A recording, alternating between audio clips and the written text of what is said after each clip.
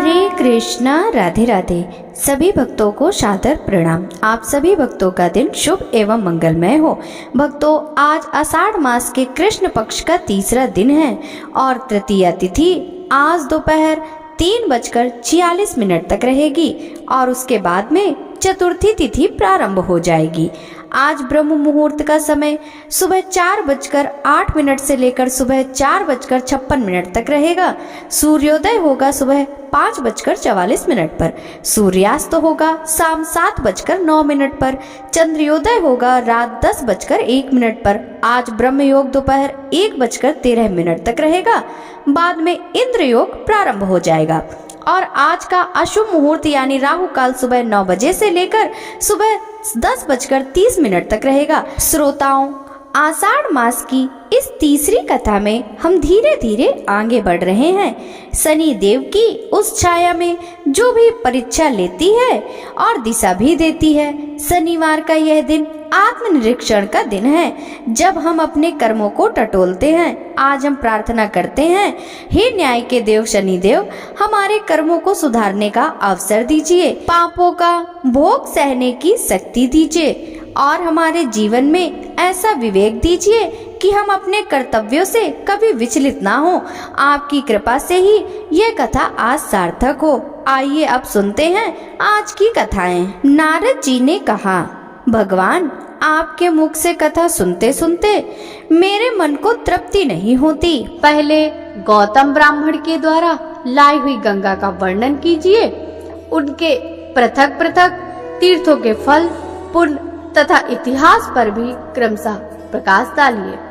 ब्रह्मा जी बोले, नारद, गोदावरी के पृथक पृथक तीर्थ फलों का महात्म पूरा पूरा वर्णन न तो मैं कर सकता हूँ, न तुम सुनने में ही समर्थ हो, तथापि कुछ तो बतलाता ही हूँ। जहाँ भगवान त्र्यंबकम गौतम के सामने प्रत्यक्ष प्रकट हुए थे, वह तीर्थ त्र्यंबकम के नाम से प्रसिद्ध है। वही गौतमी गंगा का उद्गम स्थान है। वह भोग और मोक्ष देने वाला है। दूसरा वराह तीर्थ है, जो तीनों लोकों में विख्यात है। उसका स्वरूप बतलाता हूँ। पूर्व काल की बात है, सिंधुसेन नामक राक्षस देवताओं को परास्त करके यज्ञ छीनकर रसातल में पहुँच गया।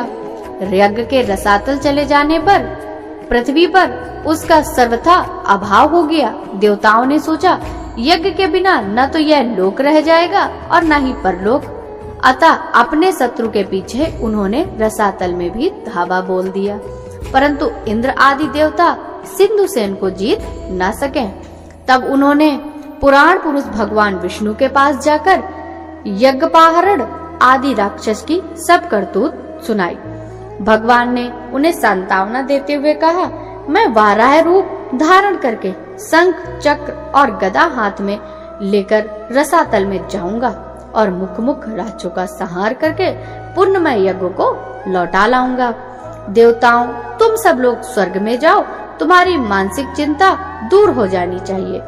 गंगा जी जिस मार्ग से रसातल में गई थी, उसी मार्ग से पृथ्वी को छेद कर चक्रधारी भगवान भी रसातल में पहुंच गए। उन्होंने वाराह रूप धारण करके रसातलवासी राक्षसों को दानवों का वध किया तथा महायज्ञ को मुख में रखकर रसातल में निकल आए। उस समय देवता ब्रह्मगिरि पर्वत श्री हरि की प्रतीक्षा कर रहे थे। उस मार्ग से निकलकर भगवान गंगा स्रोत में आए और रक्त से लथपथ हुए। अपने अंगों को गंगा जी के जल से धोया। उस स्थान पर वाराह नामक कुंड हो गया। इसके बाद भगवान ने मुख में रखे हुए महायज्ञ को दे दिया। इस प्रकार उनके मुख से यज्ञ का प्रादुर्भाव हुआ। इसलिए वाराह तीर्थ परम पवित्र और संपूर्ण अभिलषित वस्तुओं को देने वाला है। वहाँ किया हुआ स्नान और दान सब यज्ञों का फल देता है। जो पुण्यात्मा पुरुष वहाँ रहकर अपने पितरों का स्मरण करता है, उसके पितर सब पापों से मुक्त हो स्वर्ग में चले जाते हैं। त्र्यंबकम में एक कुशावर्त नामक तीर्थ है। उसके स्मरण मात्र से मनुष्य कृतार्थ हो जाता है। वह समस्त अभिष्ट वस्तुओं को देने वाला है। कुशावर्त उस तीर्थ का नाम है जहाँ महात्मा गौतम ने गंगा का कुसा से आवर्तन किया था। वे वहां गंगा को कुश से लौटाकर ले आए थे। कुशावर्त में किया हुआ स्नान और दान पितरों को तृप्ति देने वाला है। जहाँ नदियों में श्रेष्ठ गंगा नील पर्वत से निकलती है, वहाँ वे नील गंगा के नाम से विख्यात हैं। मनुष्य शुद्ध चित्त होकर नील गंगा में स्नान आदि जो कुछ भी शुभ काम करता है वह सब अक्षय जान लेता है। उससे पितरों की बड़ी तृप्ति होती है। गोदावरी में परम उत्तर कपोत तीर्थ भी है, जिसकी तीनों लोकों में बहुत ही प्रसिद्धि है। मुने, मैं उस तीर्थ का स्वरूप और महान फल बतलाता हूँ। सुनो, ब्रह्मगिरि पर एक बड़ा भयंकर व्याध रहता था। वह ब्राह्मणों, साधुओं, यतियों, गौओं, पक्षियों और मृगों की हत्या किया करता था। वह पापात्मा क्रोधी बड़ा असत्यवादी था। उसके हाथ में सदा पास और धनुष मौजूद रहते थे। उस महापापी व्याध के मन में सदा पाप ही संकल्प उठते थे। उसकी स्त्री और पुत्र भी उसी स्वभाव के थे। एक दिन अपनी पत्नी के प्रेरणा से वह घने जंगल में घुस गया। वहाँ उस पापी ने अनेक प्रकार के मृगों और पक्षियों का वध किया। कितनों को जीवित पकड़कर पिंजड़े में डाल दिया। इस प्रकार बहुत दूर तक घूम फिरकर वह अपने घर की ओर लौटा। तीसरे पहर का समय था। चैत्र और वैशाख बीत चुके थे। एक ही क्षण में बिजली कौंधने लगी और आकाश में मेघों की छटा छा गई। हवा चली और पानी के साथ पत्थरों की वर्षा होने लगी। मूसलाधार वर्षा होने के कारण बड़ी भयंकर अव्यवस्था हो गई। व्याध राक्षस चलते चलते थक गया। जल की अधिकता के कारण मार्ग का ज्ञान नहीं हो पाता था। जल, थल और गड्ढे की पहचान असंभव हो गई थी। उस समय वह पापी सोचने लगा, कहाँ जाऊं, कहाँ ठहरूं, क्या करूं। मैं यमराज की भांति सब प्राणियों के प्राण लिया करता हूँ। आज मेरा भी प्राणांत कर देने वाली पत्थरों की वृष्टि हो रही है। आसपास कोई ऐसी शिला अथवा वृक्ष नहीं दिखलाई देता जहाँ मेरी रक्षा हो सके। इस प्रकार भांति भांति की चिंता में पड़े हुए व्याध ने थोड़ी ही दूर पर एक उत्तम वृक्ष देखा जो शाखा और पल्लवों से सुशोभित हो रहा था। वह उसी की छाया में आकर बैठ गया। उसके सब वस्त्र भीग गए थे। वह इस चिंता में पड़ा था कि मेरे स्त्री बच्चे जीवित होंगे या नहीं। इसी समय सूर्यास्त भी हो गया। उसी वृक्ष पर एक कबूतर अपनी स्त्री और पुत्र पौत्र के साथ रहता था। वह वहाँ सुख से निर्भय होकर पूर्ण तृप्त और प्रसन्न था। उस वृक्ष पर रहते हुए उसके कई वर्ष बीत चुके थे। उसकी स्त्री कबूतरी बड़ी पतिव्रता थी। वह अपने पति के साथ वृक्ष के खोखले में रहा करती थी। वहाँ हवा और पानी से पूरा बचाव था। उस दिन दैवश कपोत और कपोती दोनों ही चारा चुगने के लिए गए थे, किंतु कपोत ही लौटकर उस वृक्ष पर आया। भाग्यवश कपोती भी वहीं व्याध के पिंजड़े में पड़ी थी। व्याध ने उसे पकड़ लिया था, परंतु अभी तक उसके प्राण नहीं गए थे। कपोत अपनी संतानों को मात्रहीन देखकर चिंतित हुआ। भयानक वर्षा हो रही थी। सूर्य डूब चुका था, फिर भी वह वृक्ष का खोखला कपोती से खाली ही रह गया। यह विचार कर कपोत विलाप करने लगा। उसे इस बात का पता ही नहीं था कि कपोती यहीं पिंजड़े में बंधी पड़ी है। कपोत ने अपने प्रिया के गुणों का वर्णन आरंभ किया। हाय, मेरे हर्ष को बढ़ाने वाली कल्याणमयी कपोती न जाने क्यों अभी तक नहीं आई। वही मेरे धर्म की जननी है। उसके सहयोग से ही मैं धर्म का संपादन कर पाता हूँ। मेरे शरीर की स्वामी भी वही है। धर्म, अर्थ, काम और मोक्ष की सिद्धि में वही सर्वदा मेरी सहायता करती है। मुझे प्रसन्न देखकर वह हंसती है और खिन्न जानकर मेरे दुखों का निवारण करती है। उचित सलाह देने में वह मेरी सखी है और सदा मेरे आज्ञा के पालन में ही संलग्न रहती है। सूर्य अस्त हो गया तो भी वह कल्याणी अभी तक नहीं आई। वह पति के सिवा दूसरा कोई व्रत, मंत्र, देवता, धर्म अथवा धर्म नहीं जानती।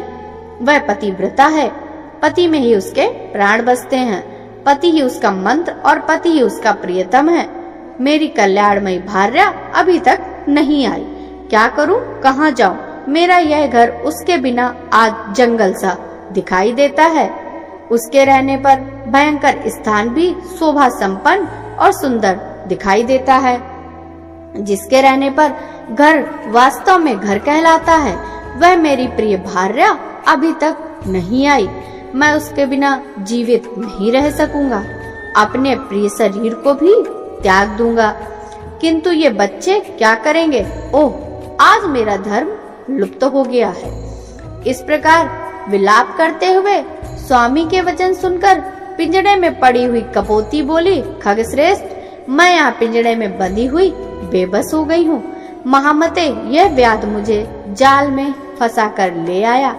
आज मैं धन्य हूँ और अनुगृहित हूँ, क्योंकि पतिदेव मेरे गुणों का बखान करते हैं। मुझसे जो गुण है और जो नहीं है, उन सब का मेरे पतिदेव गान कर रहे हैं। इससे मैं निसंदेह कृतार्थ हो गई।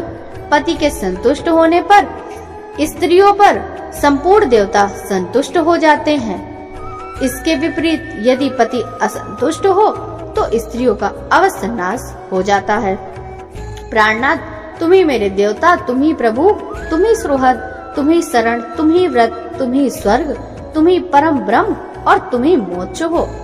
आर्य, मेरे लिए चिंता न करो, अपनी बुद्धि को धर्म में स्थिर करो। तुम्हारी कृपा से मैंने बहुतेरे भोग लिए हैं।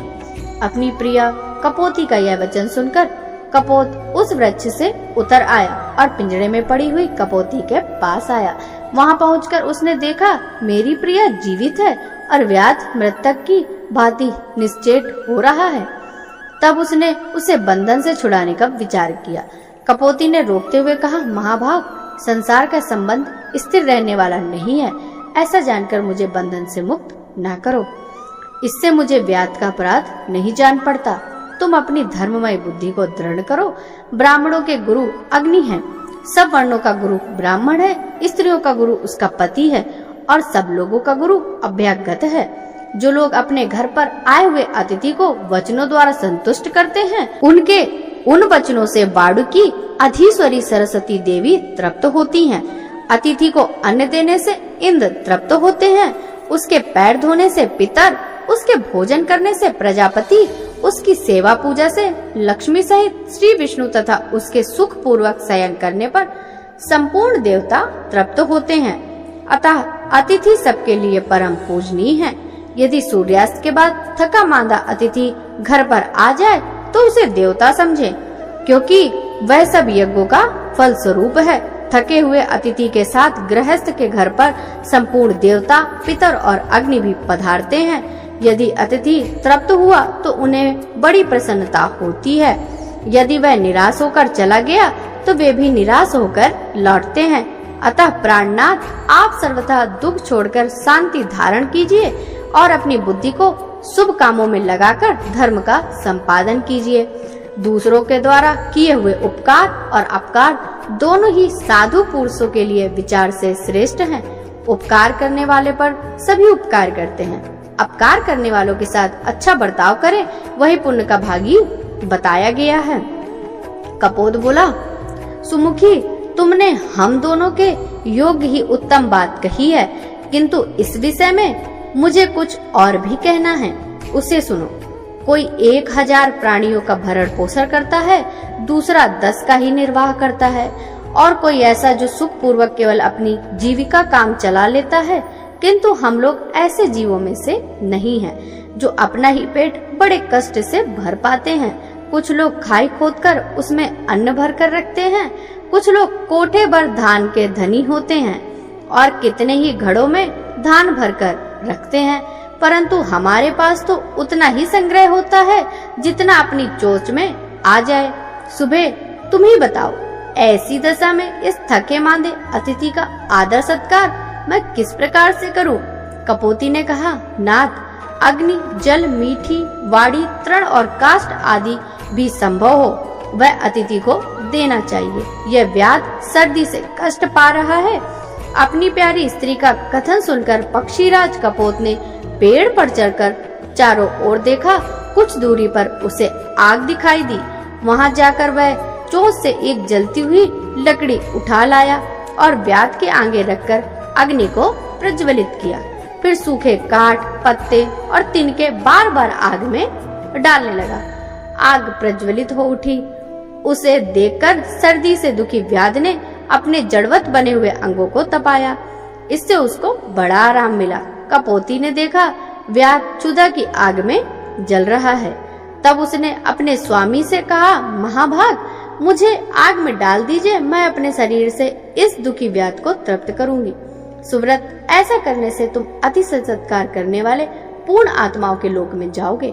कपोत बोला, सुबह मेरे जीते जी यह तुम्हारा धर्म नहीं है, मुझे ही आज्ञा दो, मैं ही आज अतिथि यज्ञ करूंगा। यो कहकर कपोत ने सबको शरण देने वाले भक्त वत्सल विश्वरूप चतुर्भुज महाविष्णु का स्मरण करते हुए अग्नि की 3 बार परिक्रमा करी। फिर व्याध से यह कहते हुए अग्नि में प्रवेश किया कि मुझे सुख पूर्वक उपयोग में लाओ। कपोत ने अपने जीवन को अग्नि में होम दिया।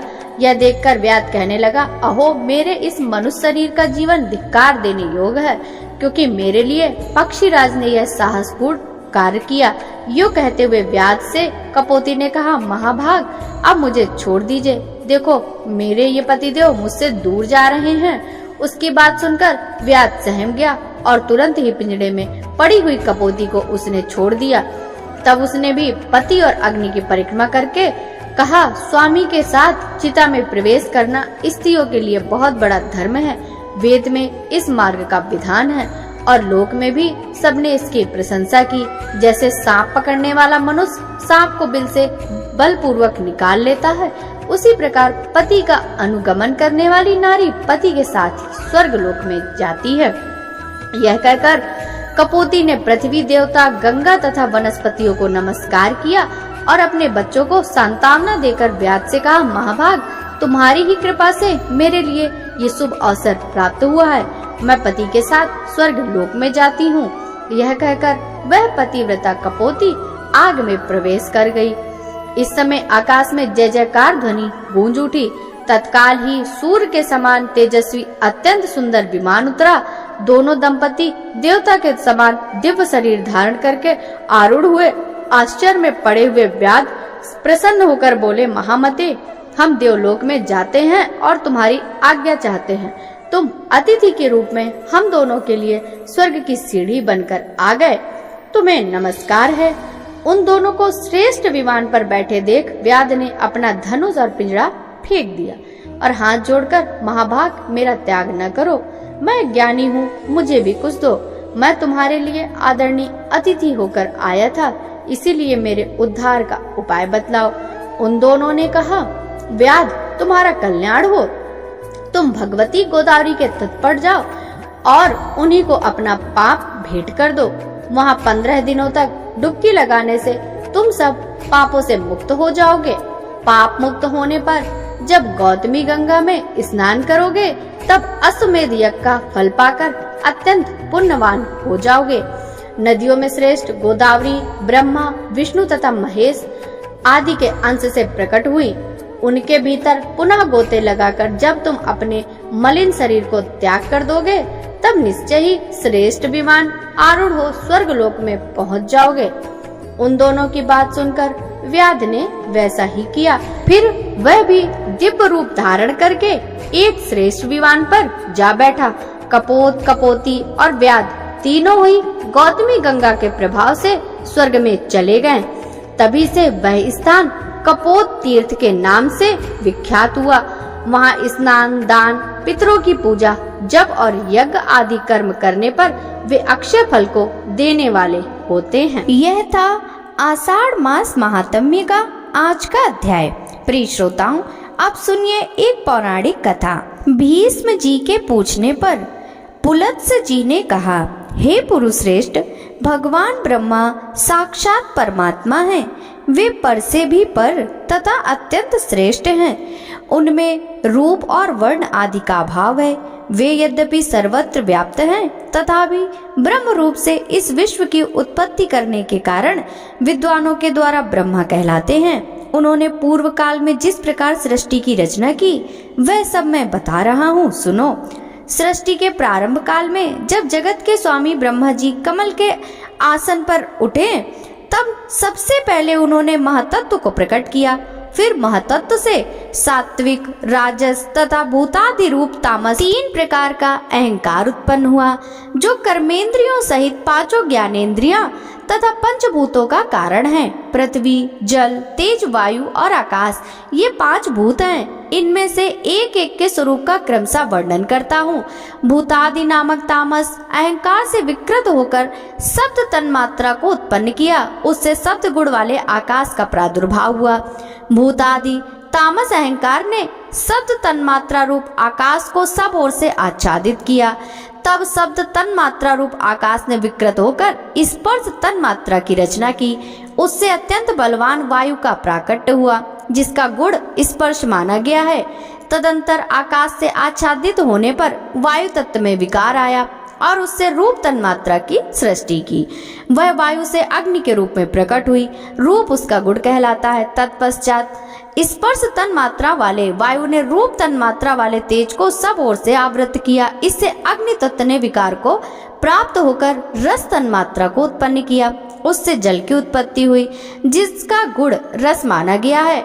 फिर रूप तन्मात्रा वाले तेज ने रस तन्मात्रा रूप जल तत्व को सब ओर से आच्छादित किया। इससे विकृत होकर जल तत्व ने गंध तन्मात्रा की सृष्टि की, जिससे यह पृथ्वी उत्पन्न हुई। पृथ्वी का गुण गंध माना गया। इंद्रियां तेजस कहलाती हैं, क्योंकि वे राजस अहंकार से प्रकट हुई हैं।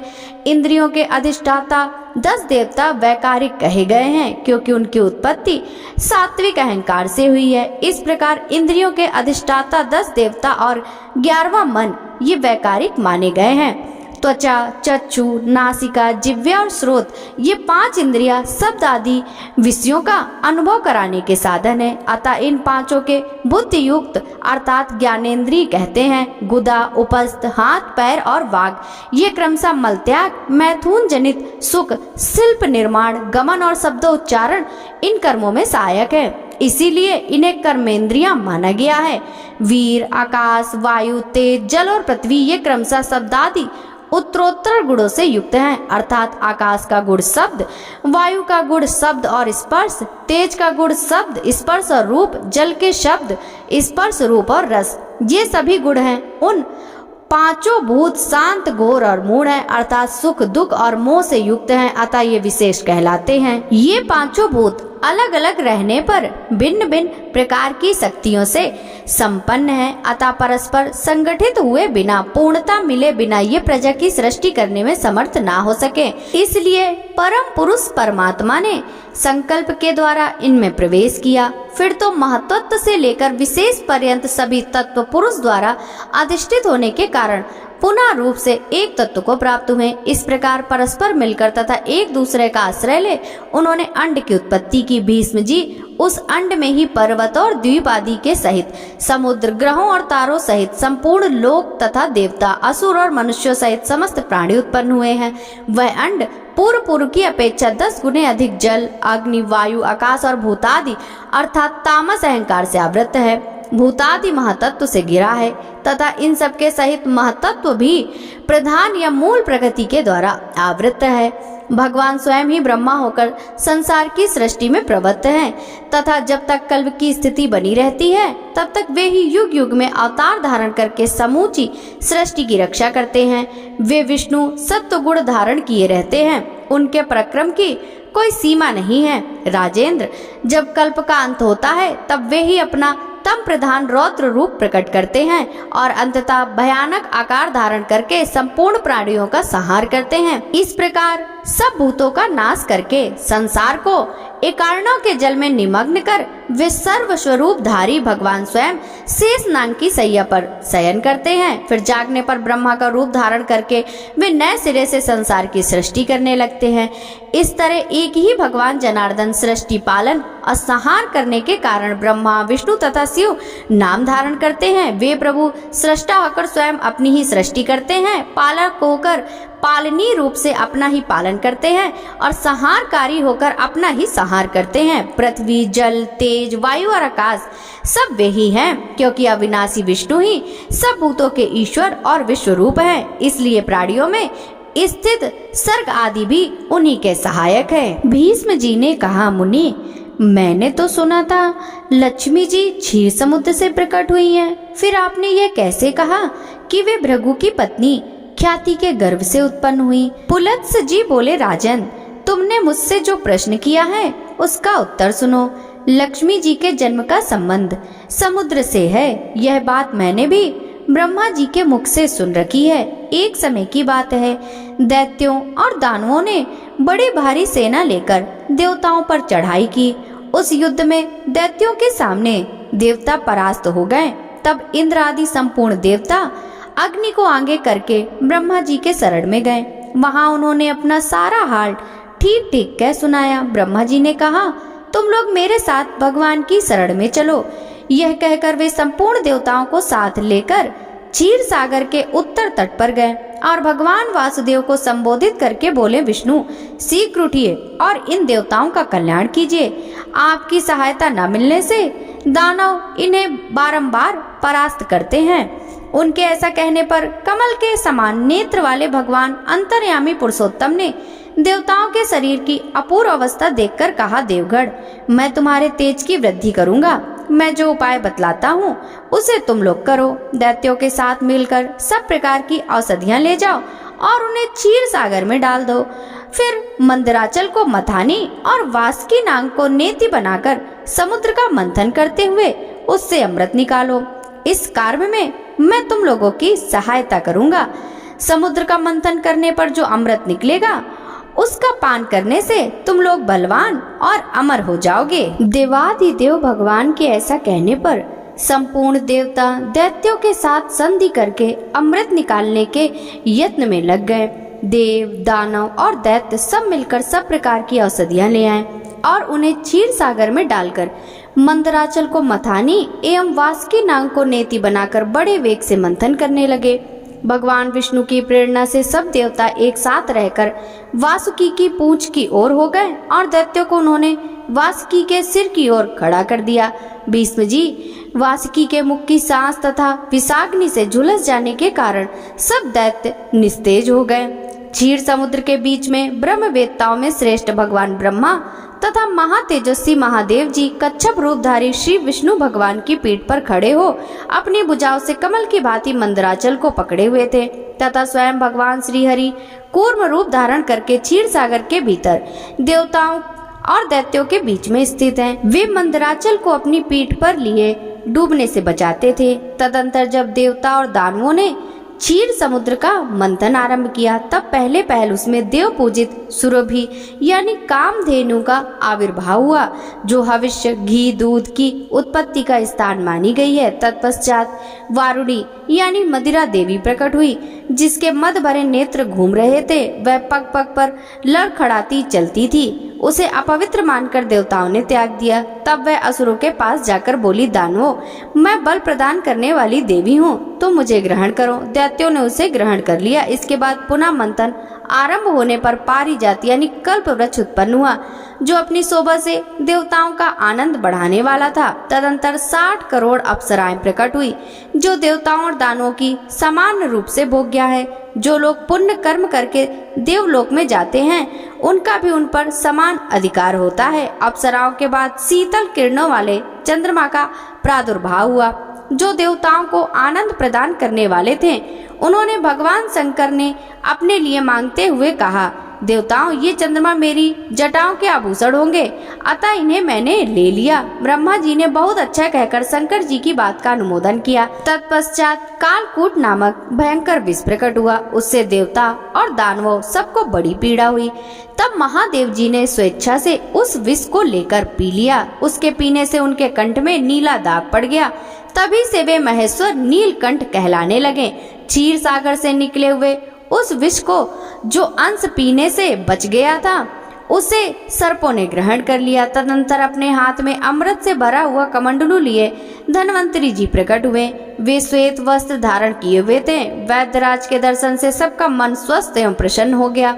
इसके बाद उस समुद्र से उच्च श्रवा घोड़ा और एरावत नामक हाथी निकला। इसके पश्चात क्षीर सागर से लक्ष्मी देवी का प्रादुर्भाव हुआ, जो खिले हुए कमल पर विराजमान थी और हाथ में कमल लिए थी। उनकी प्रभा चारों ओर छिटक रही थी।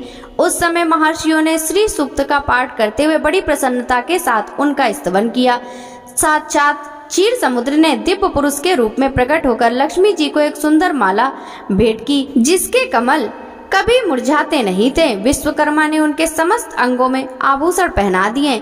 स्नान के पश्चात दिव्य माला और दिव्य वस्त्र धारण करके जब वे सब प्रकार के आभूषणों से विभूषित हुई, तब इंद्र आदि देवता तथा विद्याधर आदि ने भी उन्हें प्राप्त करने की इच्छा की। तब ब्रह्मा जी ने भगवान विष्णु से कहा, वासुदेव, मेरे द्वारा दी हुई इस लक्ष्मी देवी को आप ही ग्रहण करें। मैंने देवताओं और दानवों को मना कर दिया, वे इन्हें पाने की इच्छा नहीं करेंगे। आपने जो स्थिरता पूर्वक इस समुद्र मंथन के कार्य को संपन्न किया, इससे आप पर मैं बहुत संतुष्ट हूँ। यो कहकर ब्रह्मा जी लक्ष्मी जी से बोले, देवी, तुम भगवान के केशव के पास चली जाओ। मेरे दिए हुए पति को पाकर अनंत वर्षों तक आनंद का उपभोग करोगी। ब्रह्मा जी के ऐसे कहने पर लक्ष्मी जी समस्त देवताओं के देखते देखते श्री हरि के वत्सा स्थल में चली गईं और भगवान से बोली, देव, आप कभी मेरा परित्याग न करें। संपूर्ण जगत के प्रीतम, मैं सदा आपके आदेश का पालन करती हुई आपके वत्सा स्थल में निवास करूंगी। यह कहकर लक्ष्मी जी ने कृपापूर्ण दृष्टि से देवताओं की ओर देखा। इससे उन्हें बड़ी प्रसन्नता हुई।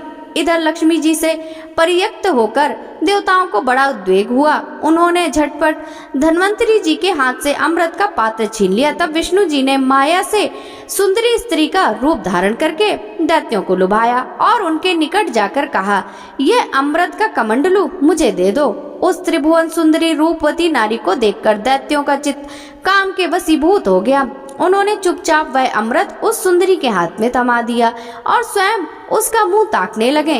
दानवों से अमृत लेकर भगवान ने देवताओं को दे दिया और इंद्र आदि देवता तत्काल उस अमृत को पी गए। यह देख दैत्यगण भांति भांति के अस्त्र शस्त्र और तलवारें हाथ में लेकर देवताओं पर टूट पड़े, परंतु देवता अमृत पीकर बलवान हो चुके थे। उन्होंने दैत्य सेना को परास्त कर दिया। देवताओं की मार पड़ने पर दैत्यों ने भागकर चारों दिशाओं की शरण ली और कितने ही पाताल में घुस गए। तब संपूर्ण देवता आनंद मग्न हो शंख, चक्र और गदा धारण करने वाले भगवान विष्णु जी को प्रणाम करके स्वर्ग लोक को चले गए। तब से सूर्य देव की प्रभा स्वच्छ हो गई। वे अपने मार्ग से चलने लगे। भगवान अग्निदेव भी मनोहर दीप्ति से युक्त हो प्रज्वलित होने लगे तथा सब प्राणियों का मन धर्म में संलग्न रहने लगा। भगवान विष्णु से सुरक्षित होकर समस्त त्रिलोकी भी संपन्न हो गई। उस समय समस्त लोकों को धारण करने वाले ब्रह्मा जी ने देवता से कहा, देवगण, मैंने तुम्हारी रक्षा के लिए भगवान श्री विष्णु को तथा देवताओं के स्वामी उमापति महादेव जी को नियत किया है। वे दोनों तुम्हारी योगक्षेम का निर्वाह करेंगे। तुम सदा उनकी उपासना करते रहना, क्योंकि वे तुम्हारा कल्याण करने वाले हैं। उपासना करने से ये दोनों महानुभाव सदा तुम्हारे क्षेम के साधक और वरदायक हो गए। यो कहकर भगवान ब्रह्मा अपने धाम को चले गए। उनके जाने के बाद इंद्र ने देवलोक की राह ली। तत्पश्चात श्री हरि और शंकर जी अपने अपने धाम वैकुंठ और कैलाश में जा पहुँचे। तदंतर देवराज इंद्र तीनों लोकों की रक्षा करने लगे। महाभाग, इस प्रकार लक्ष्मी जी क्षीर सागर से प्रकट हुई थी। यद्यपि वे सनातनी देवी हैं, तो भी एक समय भृगु की पत्नी ख्याति के गर्भ से भी उन्होंने जन्म ग्रहण किया था। प्रिय श्रोताओं, यह थी आज की कथा। पसंद आई हो तो लाइक जरूर कीजिएगा। आपसे मिलते हैं अगले अध्याय की कथा के साथ। तब तक सभी भक्तों को हरे कृष्णा, राधे राधे।